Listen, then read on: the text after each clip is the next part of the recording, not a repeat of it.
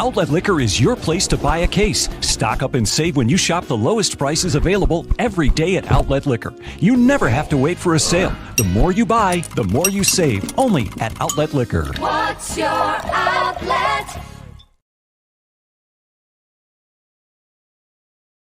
Folks, hope you are having an awesome start to your Saturday, whether you're at brunch with your Aunt Sally or at the Home Depot. Thank you for tuning in to Trainwreck Sports. This is wrestling, not with your budget, not with your conscience, but wrestling with emotion. There's a ton of awesome sports on today, but obviously we have awesome wrestling action as well.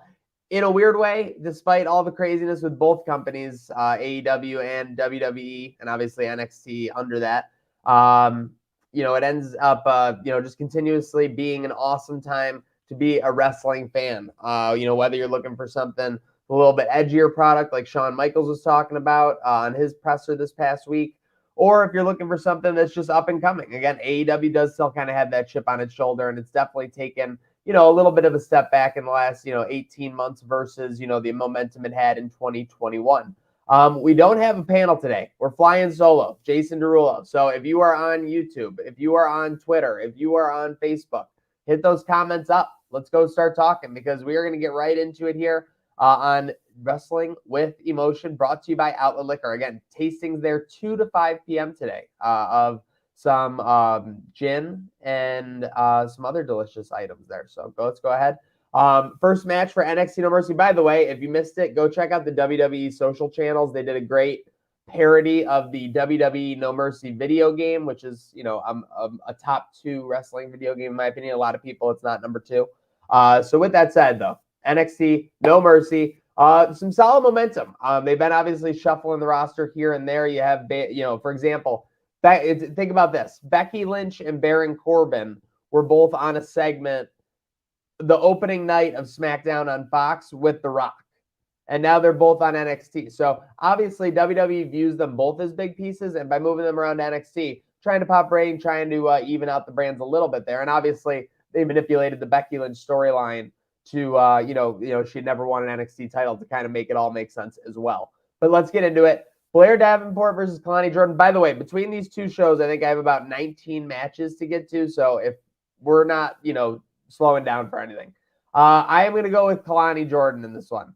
Plain and simple. British Rounds rules match for the NXT Heritage Cup. You got Noam Dar, the champion, with Oro Mensah, Lash Legend, and Jakara Jackson versus Butch with Tyler Bate. I hate that he's back in NXT. I hate that he's, fighting this kind of match still as Butch. But with that said, I would like to see Butch win here. So I'm rooting for Butch. I'm going with Butch to get the British Round rules match, NXT Heritage Cup.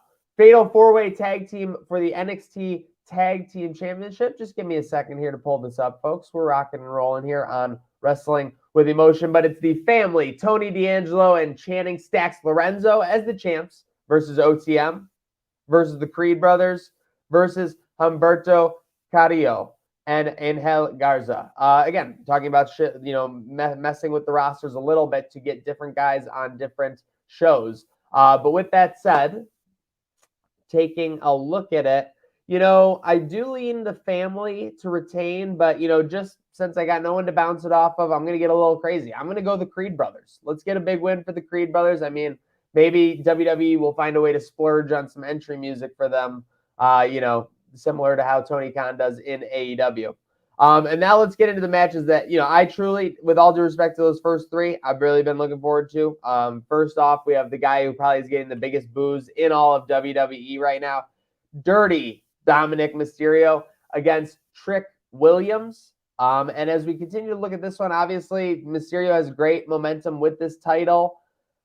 Trick Williams, obviously crowd favorites. So with this said, I think Dom just needs to kind of keep his reign going. Trick will always get his, pop and everything, regardless of whether, he has a title or not. So I would see that. What do we got there? Oh, okay, we'll switch that over. With that said, let's get a quick word from our sponsor.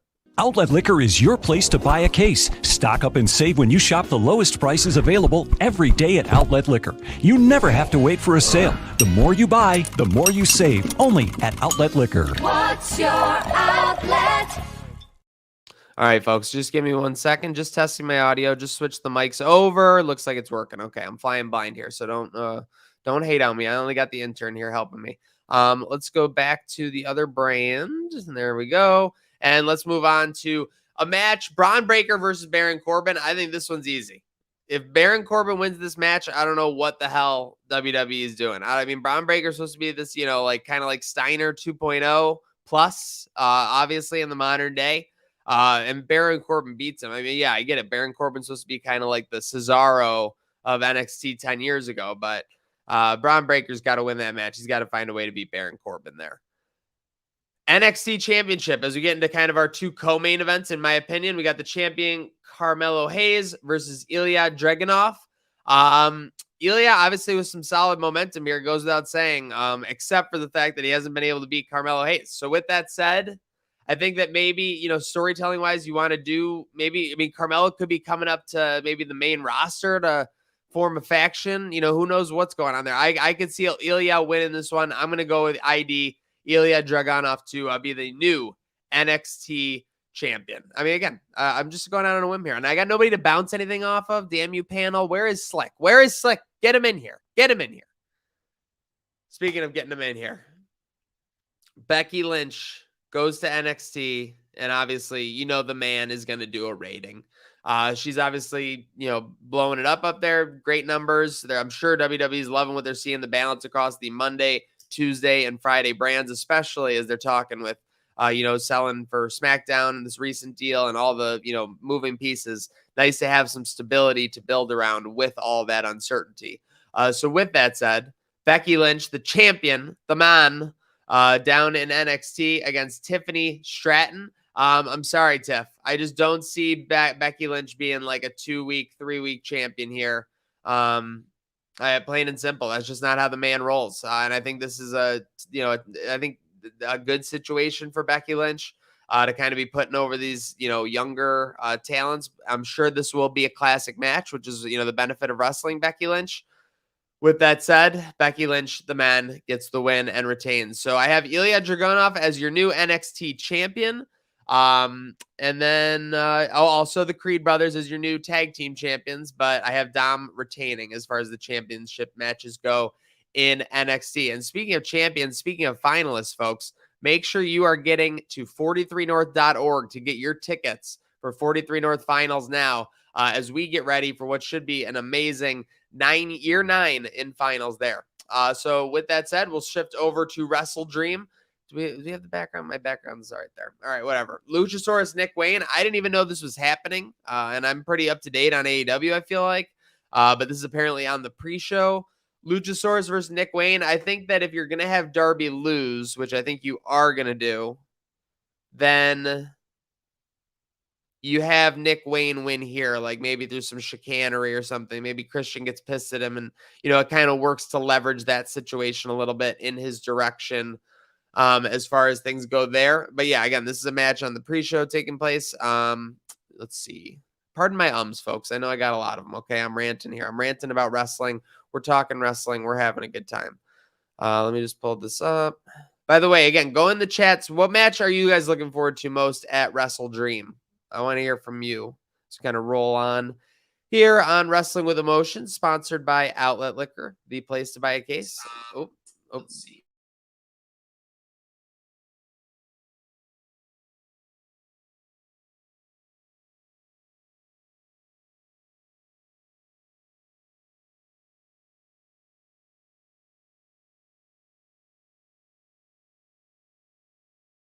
Sponsored by Outlet Liquor.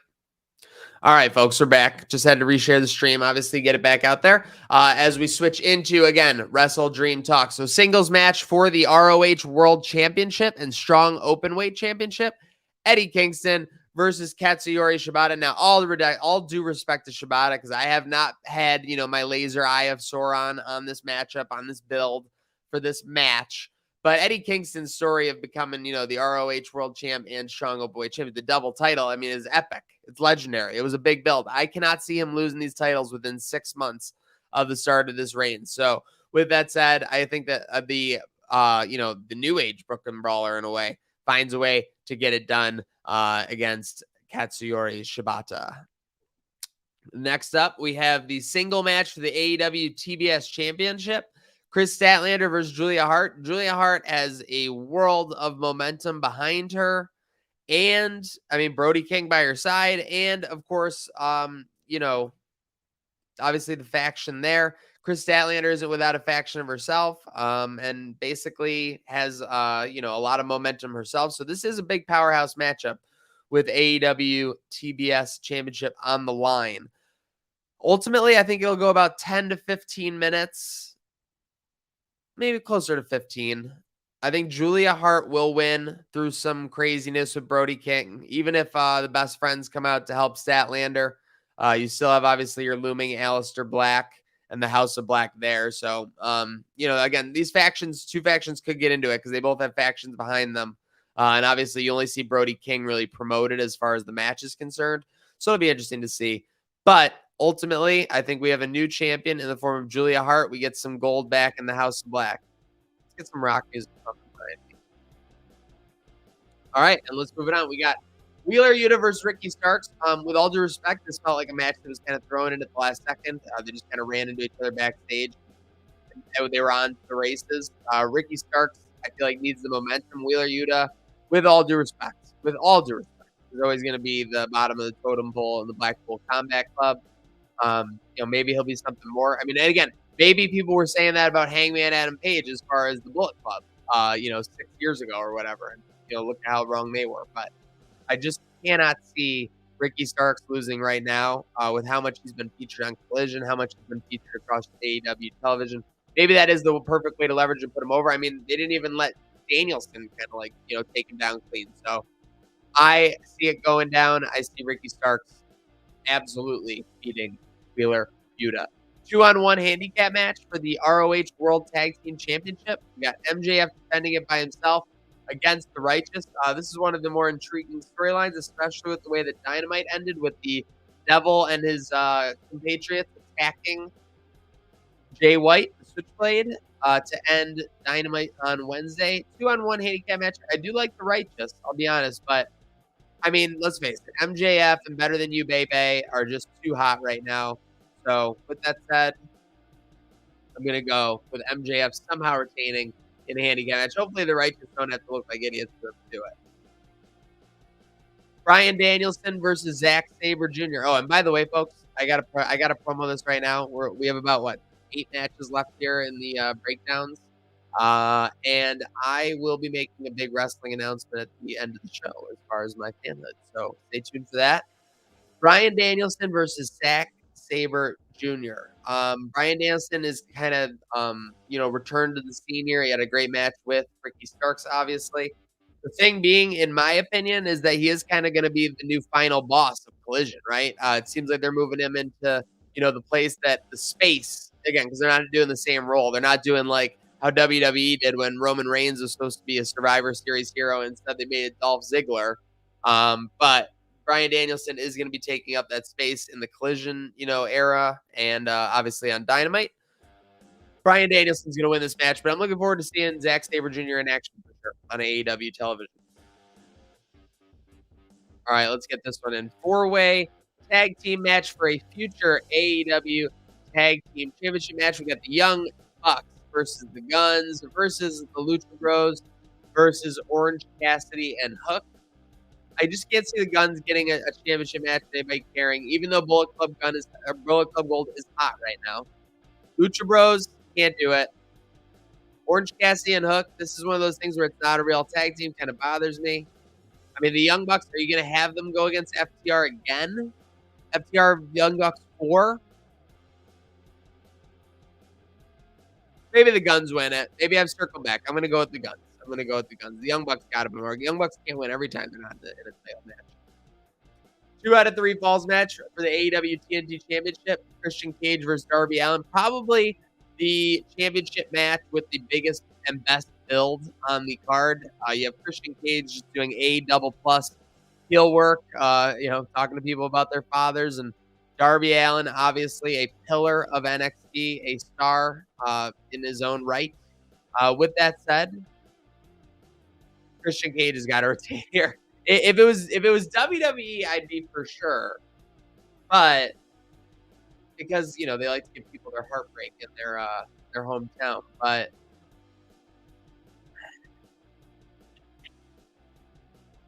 Christian Cage is ultimately going to win this one. That's all I can say. It's going to be a classic match, though. And I do expect it to go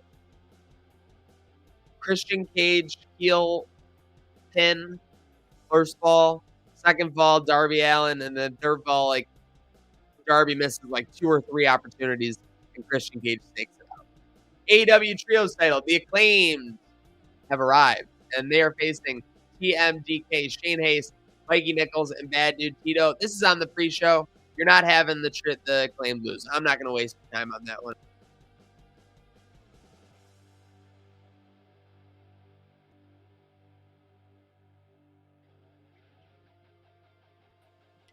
I got zapped out. I'm not going to go any further than the pre-show if I keep doing that. But yes, no loss there for the Acclaimed. We are going to go with the Acclaimed in that matchup. And I'm just double checking to make sure I didn't miss it. No, I did miss it.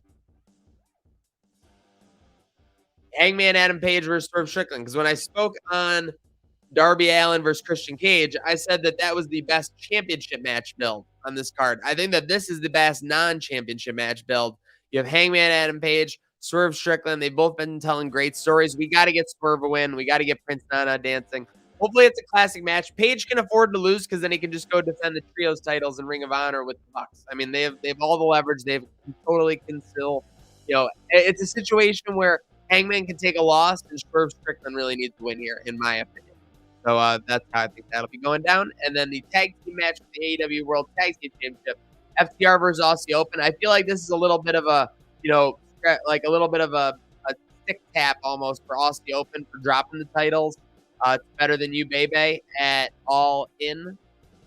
So with that said, they're getting a great shot, a great opportunity to fight FTR. FTR ultimately is going to retain. They're just too good for the Aussie Open, in my opinion. And then this should be the main event, I would assume. Chris Jericho, unless it's Christian Cage versus Darby Allin, which has been hinted. Chris Jericho and the Golden Lovers, Kenny Omega and Kota Ibushi versus the Don Callis family, which is still ridiculous, by the way.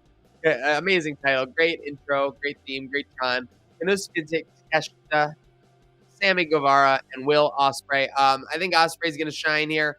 I'm looking for more out of Ibushi for sure than I've seen from him in WWE. I know he's capable of it. I don't know exactly, if I'm missing it or what's going on. But I think ultimately, the way this looks is that the Don Callis family needs this win. You got the Alpha, Konosuke Takeshita, Sammy Guevara, all the momentum just joined, and you got Will Ospreay who's coming off a victory over Chris Jericho just about a month ago. And that's my announcement, folks. Those are all the wins and results that I see coming at Wrestle Dream and No Mercy. I've always been a WWE guy, folks. Always been a WWE guy. As long as I can remember, I was always WWE over WCW, everything like that. In 2021, AEW really did make a lot of noise. And we've seen in the last 12 to 18 months that, they've struggled. Obviously, they're getting the pops from CM Punk. They're getting the non-pops from him not being there, things like that. But I think that AEW is in a spot right now where despite the attendance, quote-unquote issues, because it does seem like everything's going well with AEW as a business, that this is going to be the brand that I am a majority, supporting going forward. So I am literally, not moving the pie entirely, but for the first time ever, WWE doesn't have a majority of my support as a business and as, a wrestling promotion. So with that said, I got to make it official.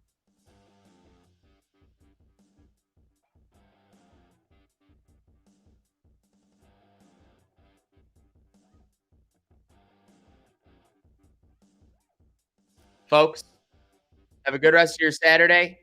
I am All Elite.